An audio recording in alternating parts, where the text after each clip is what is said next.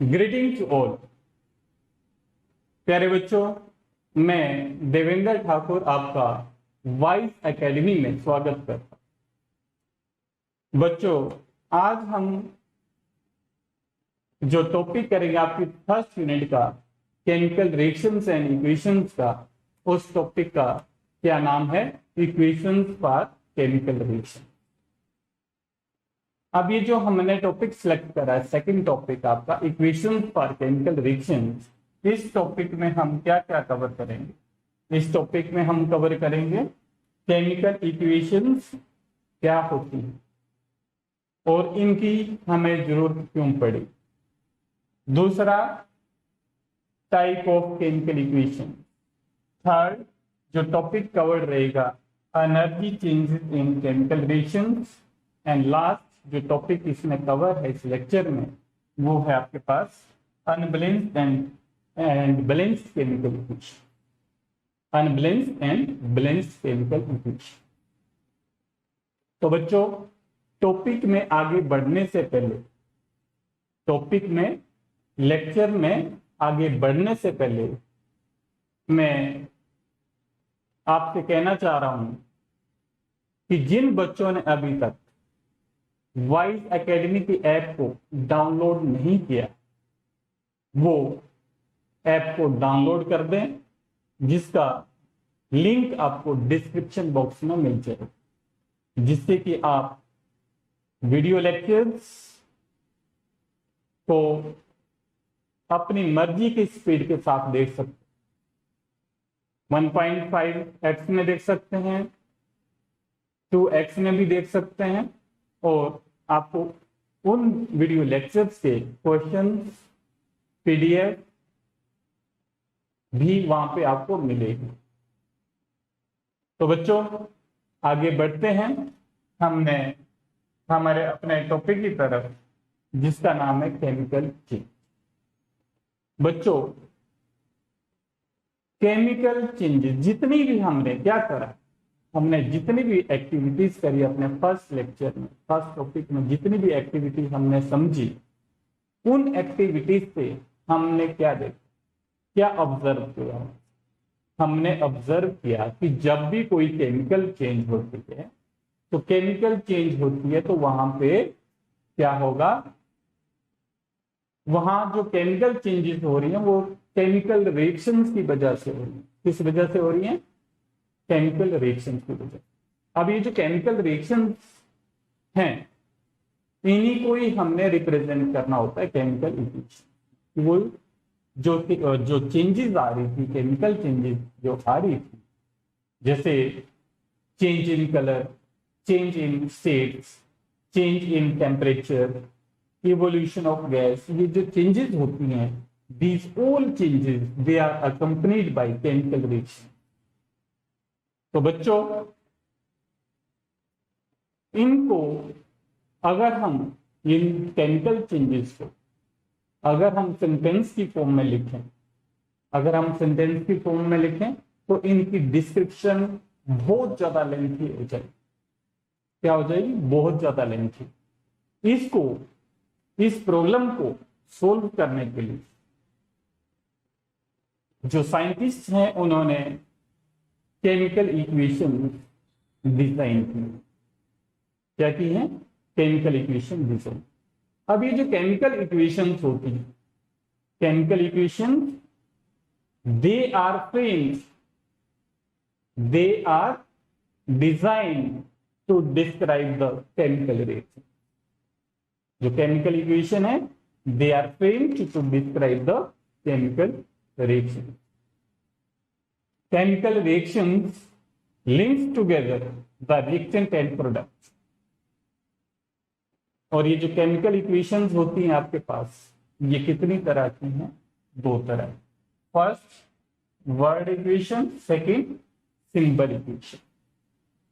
तो बच्चों, जैसे नाम से ही हमें पता चल रहा है कि वर्ड इक्वेशंस क्या होती है। वर्ड इक्वेशन में क्या किया जाता है? वर्ड इक्वेशन में जो रिएक्टेंट स्पीसीज हैं या जो प्रोडक्ट स्पीसीज हैं, उनको वर्ड की फॉर्म में लिखा जाता है। किस फॉर्म में लिखा जाएगा? वर्ड्स की फॉर्म में। ठीक है, जैसे फॉर एग्जांपल यहाँ पे आपके पास सोडियम है और यहाँ पे क्लोरीन है, सोडियम एंड क्लोरीन। इसने क्या दिया आपके पास? Sodium chloride. तो इनको हमने सिंबल में ना लिख के इसको कैसे लिख रहे हैं? वर्ड में, sodium plus chlorine that gives you sodium chloride. तो बच्चों यहाँ पे जो रिएक्टेंट होते हैं, लेफ्ट हैंड साइड पे रिएक्टेंट होते हैं, उनके बीच में हमने क्या लगाना होता है? प्लस का साइन। अगर रिएक्टेंट सिर्फ दो या दो से ज्यादा होंगी तो हमें उनके बीच में प्लस का साइन पुट करना होता है। वैसे ही अगर प्रोडक्ट बन रहा है, जो प्रोडक्ट बनेगा उसमें भी अगर प्रोडक्ट जो है सिंगल है तब तो हमने प्लस का साइन नहीं लगाना, एक से ज्यादा होंगे तो उसको क्या लिखना है? हमने प्लस लगा देना वहां पे। ऐसे ही प्रोडक्ट के बीच में भी प्लस का साइन लगाना होता है। और ये जो एरो है हमारे पास, इस एरो को हमेशा रिएक्टेंट की तरफ, सॉरी हमेशा प्रोडक्ट, जो एरो का जो हेड होता है वो हमेशा प्रोडक्ट की तरफ ही रहेगा। क्लियर है? अब हम इसकी कुछ एग्जांपल और कर लें। इसके एग्जांपल जैसे हमने फर्स्ट एक्टिविटी में करा था मैग्नीशियम। मैग्नीशियम हमने ऐसे लिखा था, पर इसको हम ऐसे नहीं लिखेंगे। वर्ड इक्वेशन में उसको हम कैसे लिखेंगे? Magnesium plus oxygen. यही थी ना हमारे पास equation, magnesium plus oxygen. This gives you, क्या देगी ये? ऐसे हेड एरो लगा देना है टुवर्ड्स द, जो हेड होगा एरो का, it always pointed towards the product. तो यहाँ पे हमने क्या बनाना है? इसका मैग्नीशियम ऑक्साइड। क्या लिखना है हमने यहाँ पे? Magnesium oxide. क्या लिखना है? मैग्नीशियम ऑक्साइड लिखना है पूरा। मैग्नीशियम ऑक्साइड प्लस क्या दिया इसमें? Heat plus light. तो वर्ड इक्वेशन में हमने क्या करना होता है? जो रिएक्टेंट और प्रोडक्ट स्पीशीज होती हैं उनको हमने वर्ड्स की फॉर्म में लिखना होता है। क्लियर है? ये टॉपिक बिल्कुल आसान है। अब जो वर्ड इक्वेशन होती है, word equation simply represents a change of reactant into product. Word equation simply represent a change of reactant species या reactant into product. reactant को किसमें? इसको रिप्रेजेंट करती हैं, but word equation do not give the true pictures of chemical change. Word equation it do not give the true picture of chemical change. अब इसमें और improvement हुई। अब इस जो केमिकल इक्वेशंस को डिजाइन करने के लिए कुछ इंप्रूवमेंट और हुई, और वो जो इक्वेशन नेक्स्ट जो बनी है हमारे पास, वो बनी है सिंबल इक्वेशन। क्या है? Symbol equation. अब ये जो सिंबल इक्वेशन है, सिंबल इक्वेशन में सिंपल क्या है? इसमें जैसे आपने 9th क्लास में पढ़ा है कि जो एलिमेंट होते हैं, एलिमेंट को हम किसकी फॉर्म में लिखते हैं? सिंबल की फॉर्म में। और जो कंपाउंड होते हैं उनको हम फार्मूले की फॉर्म में लिखते हैं। ठीक है? तो सिंबल इक्वेशन में भी क्या हो रहा है?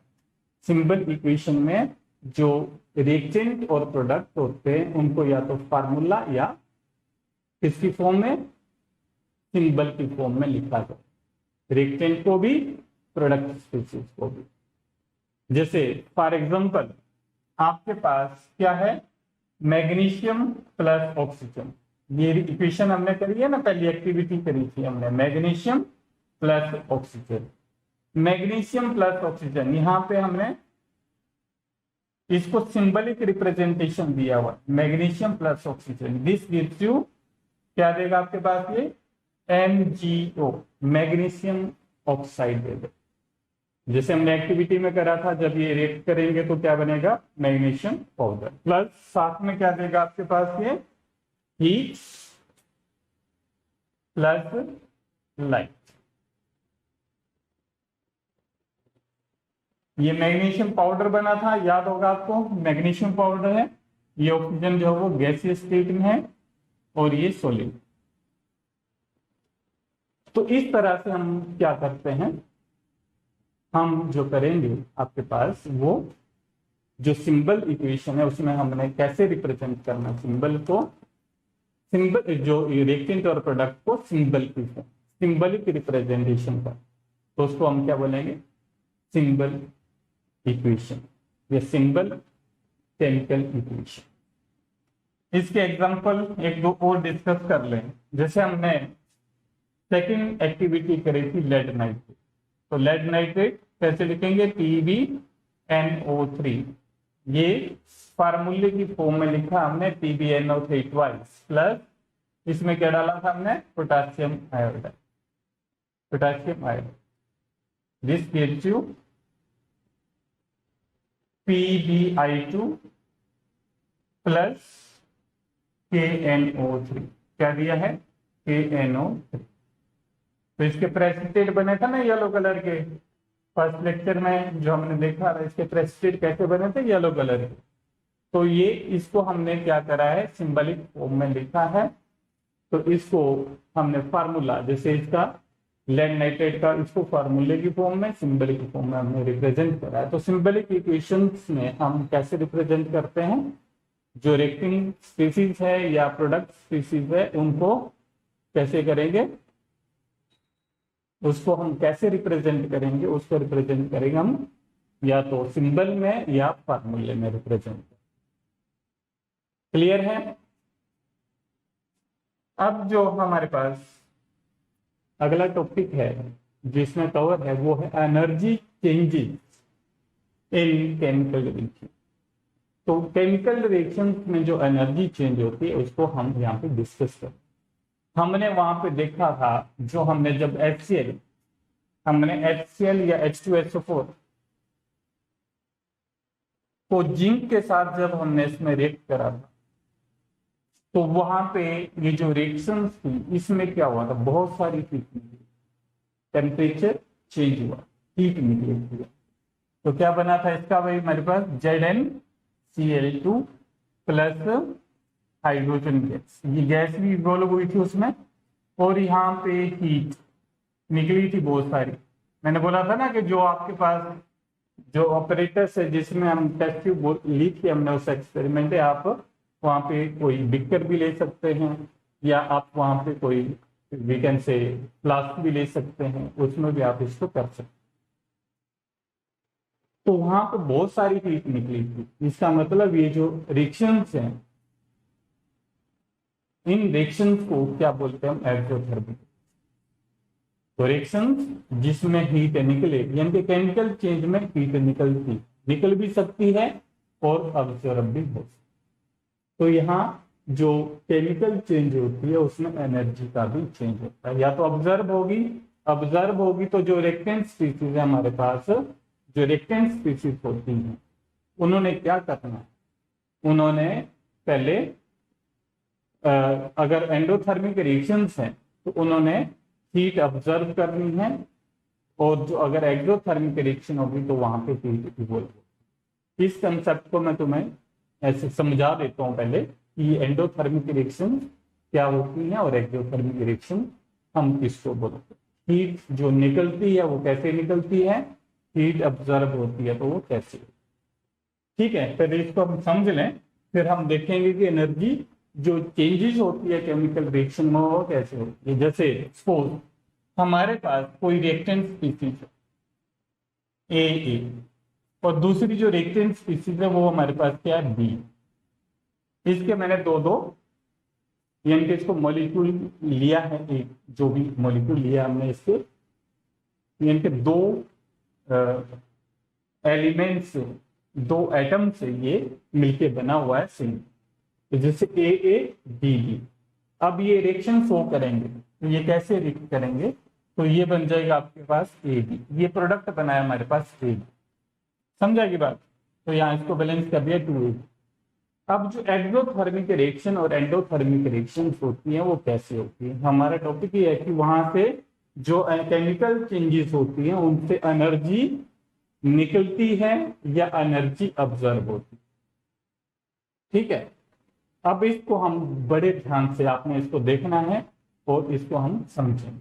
देखो यहाँ पे ये जो हमारे पास रिएक्टेंट है, दूसरा रिएक्टेंट बी है, और इसमें क्या हुआ है, पहले में हमें पता है ना क्या होता है कि जो हमारे पास रिएक्टेंट होता है, जो हमारे पास रिएक्टेंट है या जो है उनके बीच का जो पहले बॉन्ड टूटेगा, फिर नया बॉन्ड बनता है। रिएक्टेंट्स के बीच में बॉन्ड पहले टूटेगा, तो इस बॉन्ड को टूटने के लिए, इस बॉन्ड को ब्रेक होने के लिए ये क्या करेगा, सराउंडिंग से एनर्जी ऑब्जर्व करेगा, सराउंडिंग से एनर्जी ऑब्जर्व करेगा, और ये ए जो है वो ऐसे दो पार्ट में टूट जाएगा, ए।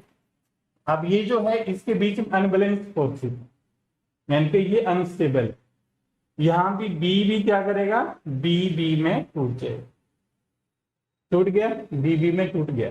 फर्स्ट जो स्टेप होता है, हम इसमें समझ रहे हैं कि एनर्जी कैसे ऑब्जर्व होती है, रिलीज होती है, एक्सोथर्मिक रिएक्शन और एंडोथर्मिक रिएक्शन क्यों बोलेंगे हम उनको, कैसे बोलेंगे और कब बोलेंगे, वो चीजें हमने देखी। यहाँ पे अब क्या होगा, यहाँ देख लिया ना, जो फर्स्ट स्टेप होता है उसमें क्या हुआ, वो हीट ही ऑब्जर्व हुई।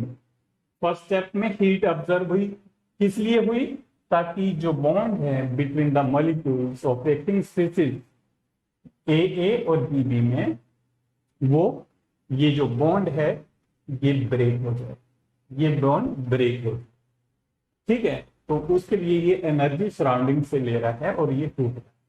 अब जब टूटेगा तो ये अनबैलेंस हो जाएंगे, मीन्स ये रिएक्टिव है।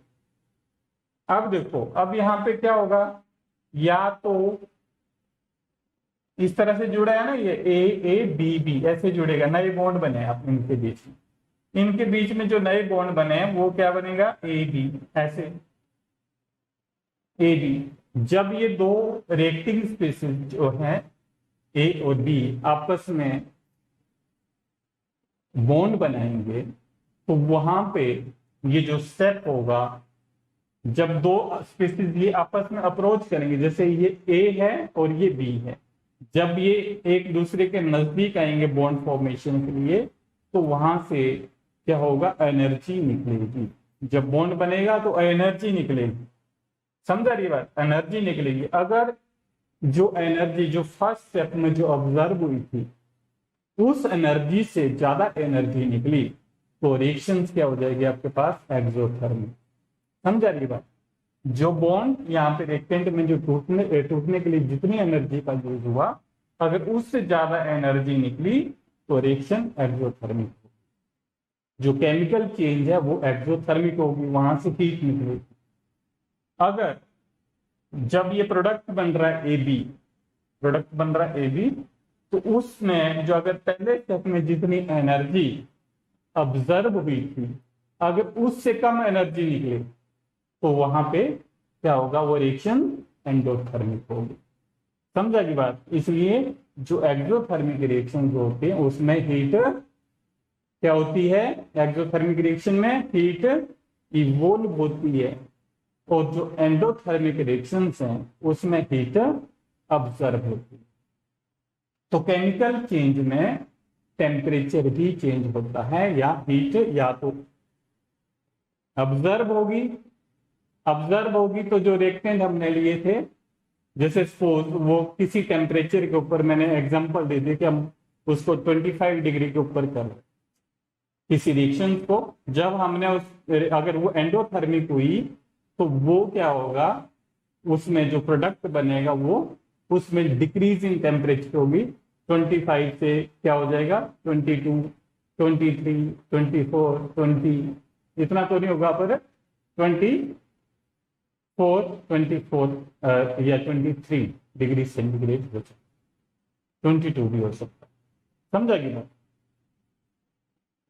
अगर आपके पास एक्सोथर्मिक थे, वहां अगर हम उसको रूम टेम्परेचर पे कर रहे हैं, हमने क्या करा, अगर एक्सोथर्मिक है तो उसका टेम्परेचर 25 डिग्री से 50 भी हो सकता है, 60 भी हो सकता है, और इवन इससे हाई भी हो सकता है, बॉइल भी करने लग सकती है। जो जब रिएक्शन उसमें बॉइलिंग का वो भी आएगी, जहां पर जैसे यहाँ पे वो मिल रहा है ना ये चीज, ये देखो यहाँ पे हमने इसमें क्या कर रखा है, यहाँ पे मिक्सिंग कर रखी है रिएक्टेंट की, तो यहाँ से हीट निकल रही है, तो यहाँ पे टेम्परेचर और ज्यादा बढ़ेगा।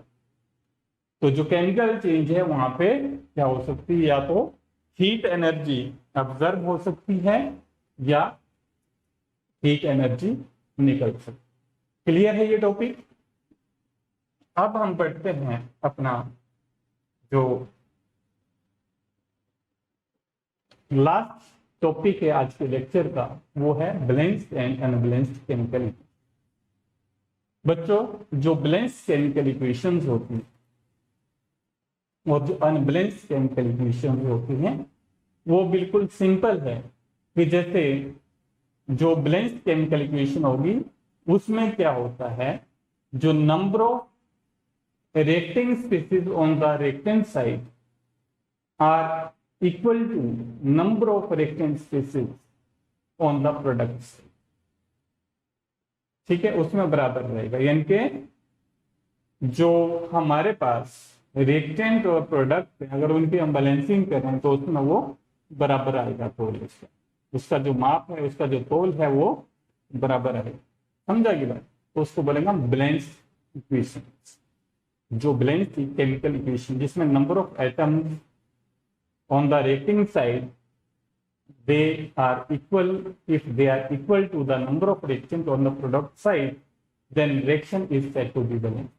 इसको हम क्या बोलेंगे, बैलेंस केमिकल इक्वेशन या बैलेंस्ड केमिकल रिएक्शन। जो अनबैलेंस्ड केमिकल होंगी उसमें क्या होगा, the number of atoms on the reactant side are not equal to the number of atom in products, उसको बोलेंगे हम अनबैलेंस्ड। तो इसको हम कैसे कर सकते हैं कि जो मास ऑफ रिएक्टेंट होता है that must be equal to the mass of product, इसको तोलना है, वो बराबर आना है। जैसे हमारे पास हाइड्रोजन और ऑक्सीजन, ये एग्जांपल है, hydrogen and second is oxygen. अब यहाँ पे क्या बना है, H2, हाइड्रोजन और ऑक्सीजन कंबाइन करके क्या बनाती है, वाटर बनाएगी। अब यहाँ पे हाइड्रोजन कितनी थी, यहाँ पे देख हाइड्रोजन कितनी है, 2 to the 4, यहाँ पे कितनी है हाइड्रोजन, 4। यहाँ पे ऑक्सीजन के जो एटम है कितने हैं, यहाँ पे 2, यहाँ पे ऑक्सीजन के कितने एटम है, 2। तो ये इक्वेशन क्या है, बैलेंस। तो इसमें number of atoms on reactant side में रिएक्टिंग स्पीसीज के और जो प्रोडक्ट स्पीसीज जो प्रोडक्ट बना उसके जो नंबर ऑफ एटम्स हैं वो इक्वल हैं। ठीक है, इसको और ज्यादा डिटेल में हम कैसे करेंगे, जो अगला जो हमारा वी कैन से लेक्चर होगा बैलेंसिंग ऑफ केमिकल इक्वेशन, उसमें हम इसको और ज्यादा डिटेल में करें। अभी हम बस ये सीख रहे हैं कि बैलेंस्ड और अनबैलेंस्ड केमिकल इक्वेशन क्या हो। ठीक है, अगर हमारे पास जैसे ये Mg है, magnesium plus oxygen, this gives you MgO। अब हमने इस इक्वेशन को इसी तरह से लिखा है, तो ये अनबैलेंस्ड केमिकल इक्वेशन क्या है, ये अनबैलेंस्ड केमिकल इक्वेशन। क्योंकि देखो इसमें ऑक्सीजन एक है प्रोडक्ट साइड में और रिएक्टेंट साइड में कितनी है, 2 ऑक्सीजन। जो ऑक्सीजन के एटम है वो कितने हैं, 2 रिएक्टेंट साइड पे, और प्रोडक्ट साइड पे कितना है, 1। तो ये जो इक्वेशन होगी इसको क्या बोलेंगे हम, अनबैलेंस्ड केमिकल इक्वेशन बोलेंगे। क्या ये unbalanced chemical equation. I hope आपको ये टॉपिक क्लियर हो गया होगा बच्चों। तो अब हम मिलते हैं अपने आपके नेक्स्ट लेक्चर में, जिसका नाम होगा बैलेंसिंग ऑफ केमिकल इक्वेशन, और जिसमें हम सीखेंगे कि जो केमिकल रिएक्शंस होती हैं या केमिकल जो इक्वेशंस होती हैं उनको हम कैसे बैलेंस करें। ठीक है, उसमें हम बैलेंसिंग सीखेंगे, और आप बैलेंसिंग के 2-3 मेथड वहां पे सीखेंगे, जिससे आपकी बैलेंस किसी भी जो इक्वेशंस होगी आपकी केमिकल, उसको आप बैलेंस आसानी से कर सकते फॉर एवर के लिए। ये आपका कंसेप्ट बिल्कुल अच्छे से क्लियर हो जाएगा। आपके पास कोई भी क्वेश्चन बैलेंसिंग का पूछे तो आप उसको बिल्कुल आसानी से कर सकते। Thank you, thanks for watching.